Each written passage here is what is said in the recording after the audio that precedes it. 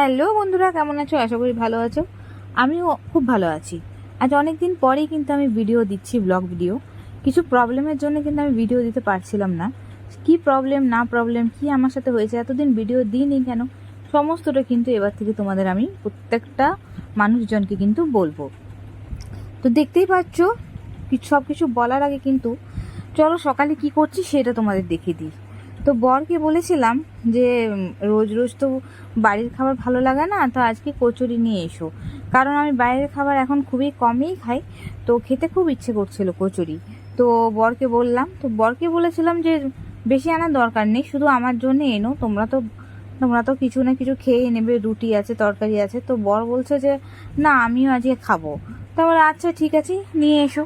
তো যাই হোক, সবার জন্যই নিয়ে এসেছিলো। তো তার জন্য আমি এখানে যত প্লাস 3 প্যাকেট ঘুগনি দিয়েছে, মানে একটু বেশি করে যেহেতু এনেছিল, তার জন্য ঘুগনিটা আলাদা আলাদা করে দিয়ে দিয়েছে আর কি, যাতে একটু বেশি করে ঘুগনি হয়। তো ওখানে আমি প্লাস্টিকে প্রথমে ঘুগনিগুলো বার করলাম, তারপরে আমি কিন্তু এবার কচুরিগুলো ভাগ করছি, মানে কে কটা খাবে আর কি। আমি তো বেশি খেতে পারি না। বাড়িতে যখনও কচুরি হয় বা কোনো কিছুই হয় না, কারণ আমি খুব একটা বেশি খেতে পারি না। আমি 3টা মতো কচুরি নিয়েছি, বরকে 5টা মতো দিয়েছি। আর আমার এক দিদা আছে, তাকেও কিন্তু আমি 3টা মতোই দিয়েছিলাম। আমার জন্য না, ওই বলেছিল যে 3টেই আমাকে দিয়ে দিও। তো তার জন্য 3টেই দিয়েছিলাম ফার্স্টে। তো তার জন্য আর কি থালা সাজানো হচ্ছে, তোমরা দেখতেই পাচ্ছ। তো তোমাদেরকে আজকে আমি জানাবো যে আমি এতদিন ভিডিও দিইনি, আমার সাথে কি এমন হয়েছিল যে আমি এতদিন আজ ভিডিও দিইনি। 3 মাস মতো কিন্তু আমি ভিডিও কোনোই আপলোড করি না। চাইলে আমি পারতাম শর্ট ভিডিও দিতে, ব্লগ ভিডিও দিতে, বাট আমার ইচ্ছা ছিল না এবং আমার ফ্যামিলির কারোরই ইচ্ছা ছিল না যে আমি ভিডিও পোস্ট করি। তার জন্য কিন্তু পুরোপুরি অনেক দিনেই কিন্তু গ্যাপ ছিল, কিন্তু এবারে চলে এসছে ভিডিও দেবার পালা। তো তার জন্য তোমরা কিন্তু ভিডিওটা পুরো ভিডিওটাই দেখতে হবে, না হলে কিন্তু কিছুই বুঝতে পারবে না।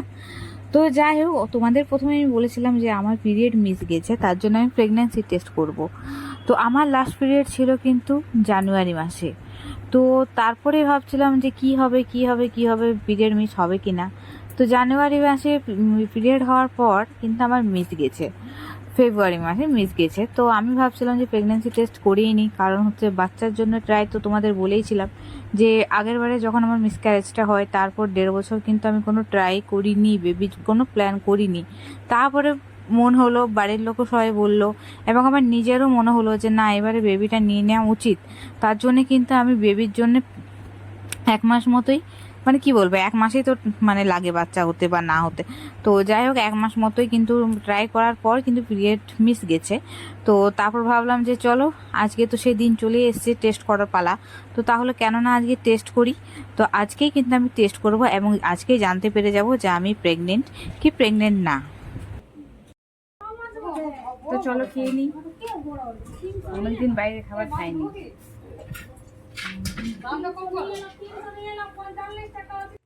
খাওয়া দাওয়া হয়ে গেছে, এবার দেখতেই পাচ্ছ কটা বাসন পড়েছিল। তো আমি বললাম যে আমি ধুয়ে দিচ্ছি, তো দিদা বললো যে না, তোকে ধুতে হয় না। তো বন্ধুরা, এখন আমি খাবার দাবার খাওয়া হয়ে গেল, এবারে কিন্তু ওষুধ খাবো। তো চলো, সকালে কি ওষুধ আছে তোমাদের একটু দেখিয়ে দিচ্ছি, আর একটু খেয়ে নিই। অনেক অনেক ওষুধ আছে, ওষুধ খেতে খেতে আমার মানে কি বলবো, দিনটাই চলে যাচ্ছে। কোথায় গেল ওষুধগুলো? নতুনটা পুরোনোটা,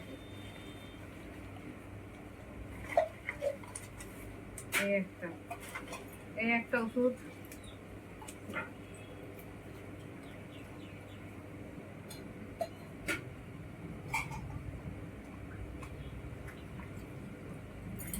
আরেকটা আছে সকালে।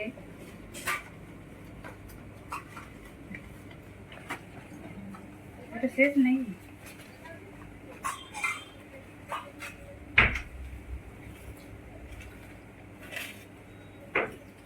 এটা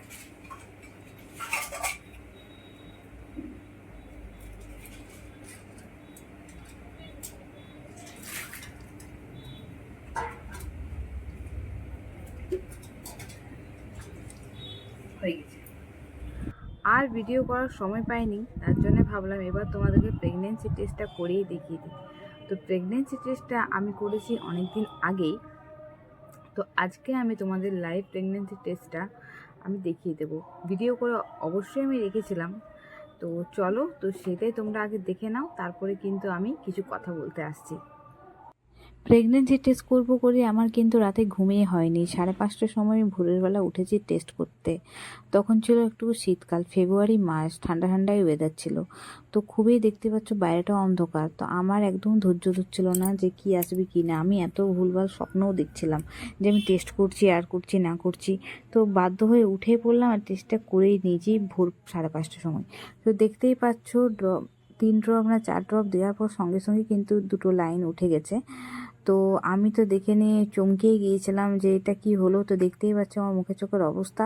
তারপর একটু পরে দেখতে পাচ্ছ কালারটা প্রচণ্ড ডিপ হয়ে গেছে, আর আমি তো ভীষণ খুশি হয়ে গিয়েছিলাম, কারণ আমার মনেই হচ্ছিলো যে আমি প্রেগনেন্ট। কারণ শরীরটা আমার এতটাই অন্যরকম ফিল হচ্ছিলো যে আমি বুঝেই গেছি যে আমার কিছু না কিছু একটা গন্ডগোল রয়ে গেছে এবারে মনে হয়।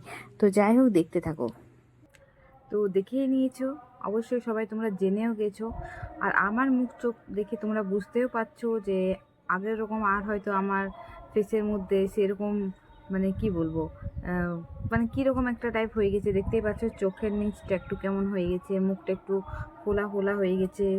তো হবেই, কারণ কি এখন খাওয়া দাওয়াটা মানে ভালোই আর কি করতে হচ্ছে, তার জন্য একটু তো শরীরটাকে কী বলবো, শরীরটাকে তো একটুকু লাগাতেই হবে, মানে মোটা হতেই হবে। তো ইয়েস, আই এম প্রেগনেন্ট। তো তোমরা অনেকেই বলেছিলে যে তুমি ভিডিও দিচ্ছ না কেন, ভিডিও দিচ্ছ না কেন, কেন দিচ্ছ না। তো এটাই কারণ যে আমি প্রেগনেন্ট ছিলাম, তার জন্য আমি ভিডিও দিচ্ছিলাম না। কারণ কি, আমি চাইছিলাম না যে এত তাড়াতাড়ি তোমরা সবাই জেনে যাও, এবং আমাদের যে আশেপাশের লোকজন তারাও যাতে জেনে যাক, আমি চাইছিলাম না।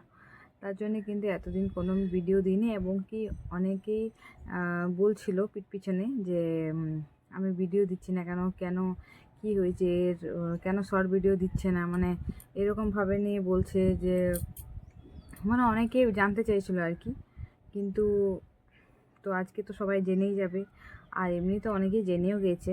আমি জানিয়েছি বলেই জেনেছে, না হলে জানতো না।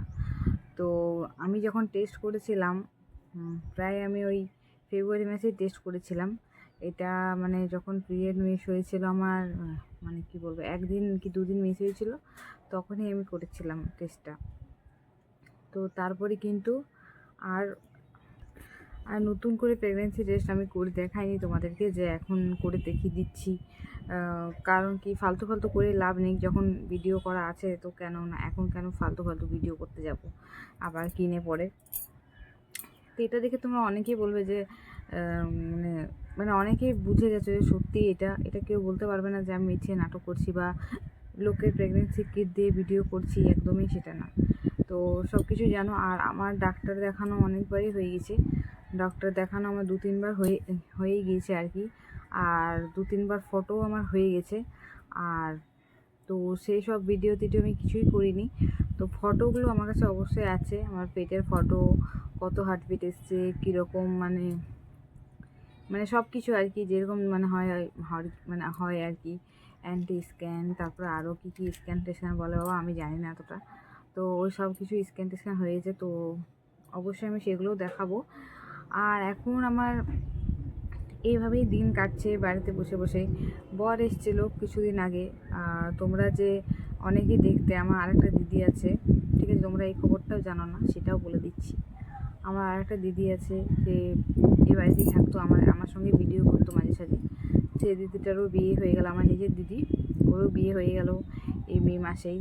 তো বাড়িতে আমি একদম একা, না হলে আমি আর আমার দিদিই থাকতাম, দুজনে পুরো মজা করতাম, ঘুরতে যেতাম। কিন্তু এখন সেটা একদমই হচ্ছে না, একা একা থাকছি।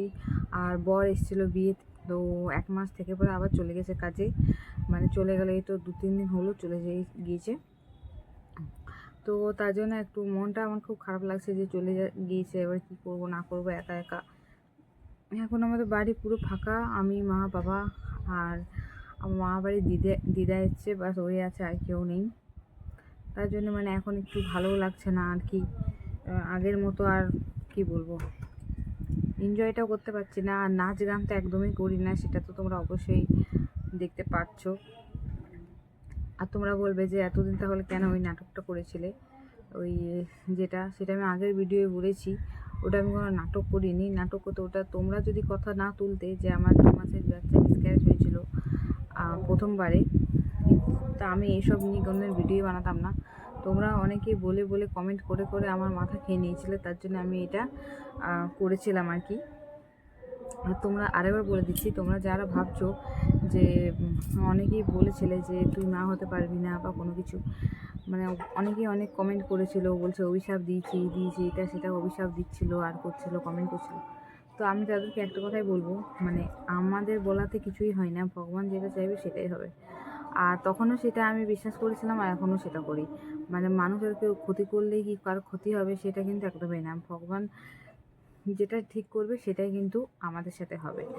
তো আমি এতদিন কিন্তু বাচ্চার জন্য কোনো ট্রাই করি না। অনেকেই ভাবে যে তো বিয়ে 4-5 বছর হয়ে গেছে, এখনও তো বাচ্চা হয়েছিল না বা হচ্ছে না, এরকমটা ভেবে থাকে আর কি। তো এটাই কারণ হয়েছে যে আমার বিয়ের পর কিন্তু আমি কোনো বাচ্চাই নিয়েছিলাম না। কারণ আমি যখন বিয়ে করি আমি কিছুই মানে পারতাম না, মানে কিছুই কাজ করতে পারতাম না। আর বয়সটা আমার খুবই অল্পই ছিল, 19 বয়স ছিল। তো তখন আমি ভাবিনি যে মানে বাচ্চা কাচ্চা নেব কিছু। তো তারপরে যখন আমার বিয়ে যখন 2 বছর হলো, তখন সবাই বাড়ি থেকে চাপ দিয়েছিল যে বাচ্চা নেওয়ার জন্য। তো তখন কিন্তু আমি বাচ্চা নিয়েছিলাম। তো তারপর যখন আমি 1.5 বছর পর বাচ্চা নিলাম, তখন এইরকম একটা অ্যাক্সিডেন্ট হয়েছে আমার সাথে। মানে তোমরা তো সেটা জানোই কী হয়েছিল। তো তো এখন এবারে ভালো সব কিছু আছে। তো তারপরে 1.5 বছর পর যখন আমি বাচ্চার জন্য মানে আমি কোনো কিছু বলিনি যে আমি বাচ্চা নেব কিছু। মনে মনে ইচ্ছা ছিল যে মানে একটা ভয়ও ছিল যে একবার তো এরকম হয়েছে, যদি হয়ে যায় বা কিছু, এরকম একটা মানে মনে আতঙ্ক ছিল। তো কিন্তু বরেই বলে যে এরকম করলে তো চলবে না, বিয়ে যখন করেছো তখন বেবি তোমাকে নিতেই হবে। আর অনেক দিন হয়ে গেছে, তখন আমিও মনে করলাম যে হ্যাঁ ঠিক আছে। তখন কি বলে আমি বেবির জন্য মানে বেবির জন্য আর কি প্রস্তুতি হয় আর বেবির জন্য ট্রাই করি। তো তার সেই মাসে কিন্তু আমি কনসিভ করে গেছি। আর তোমরা তো কনসিভের দেখতেই পেলে আমার টেস্ট কিট অবশ্যই আমার কাছেও আছে।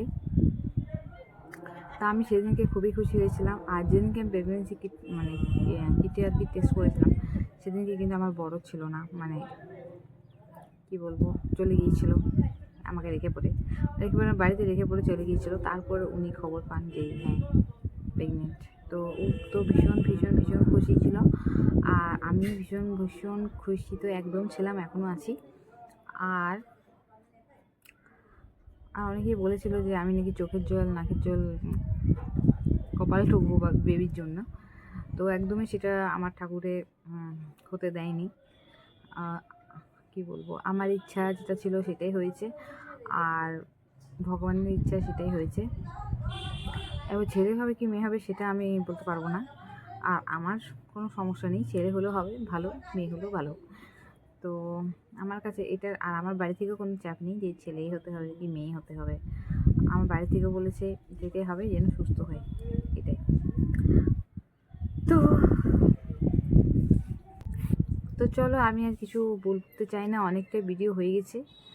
আর তোমরা তো দেখেই নিয়েছো ভিডিওটা, আর এখন কিছু তোমাদের দেখালাম না। তো এবার পরে কিন্তু যে ভিডিওগুলো আসবে ওটাতে আমি সব কিছু দেখাবো, যে ডক্টর চেক আপ করেছি, ফটো কী এসছে না এসছে, কী রিপোর্ট এসছে, কতদিন কত কী চলছে না চলছে, অবশ্যই তোমাদেরকে সেটা সব কিছু বলবো। তো দেখতেই পাচ্ছ এখন বিকেল টাইমে ভিডিওটা করছি, বাইরে একটু হাওয়াই দিচ্ছে, দেখতে পাচ্ছি চুল উঠছে, ভীষণ গরম। তো চলো, সবাই ভালো থাকো, সুস্থ থাকো, টাটা।